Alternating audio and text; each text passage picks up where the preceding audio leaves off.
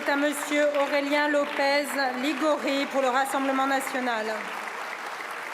Merci Madame la Présidente. Ma question s'adresse au garde des Sceaux. Monsieur le ministre, le statut de député de la Nation ne nous place pas au-dessus des lois. Au contraire, il nous oblige envers la France et les Français. Pourtant, des élus de la NUPES présents dans cet hémicycle nous ont offert une fois encore un spectacle consternant ce samedi en participant à une manifestation interdite. Alors ce n'est pas à l'Assemblée de sanctionner ces députés, c'est aux Français de les sanctionner dans les urnes et c'est à la justice d'agir. Car oui, une manifestation interdite est interdite pour tout le monde, même pour les députés. Ce n'est pas moi qui le dis, c'est l'article R 644-4 du Code pénal que certains seraient bien avisés de relire. Le garde des Sceaux n'a pas la possibilité de donner des directives de poursuite au parquet. Vous avez toujours la possibilité d'adresser au procureur de la République un article 40, car effectivement, participer à une manifestation interdite est une infraction.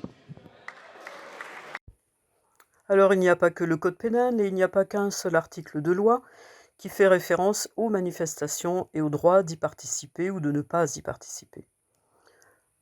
Le site Public Sénat, donc un site sérieux, a écrit un article sur ce sujet au moment des manifestations contre les retraites.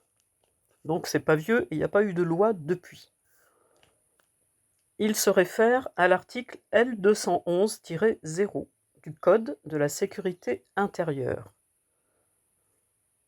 Donc je lis.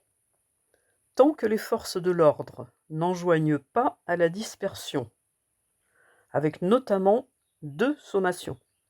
La simple participation à une manifestation spontanée, même interdite, ne constitue pas un délit.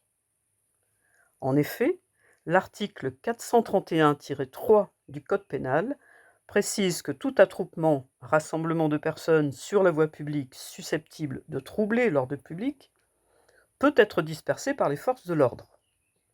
Celles-ci doivent procéder à 2 sommations avant la dispersion, sauf s'ils font l'objet de voies de fait ou de violence, auquel cas ils peuvent immédiatement faire usage de la force.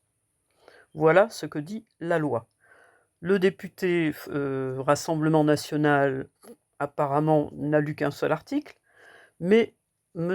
Dupond-Moretti, ministre de la Justice, avocat, connaît parfaitement la loi, mais il préfère faire semblant de l'ignorer en répondant gentiment à quelqu'un du Rassemblement national.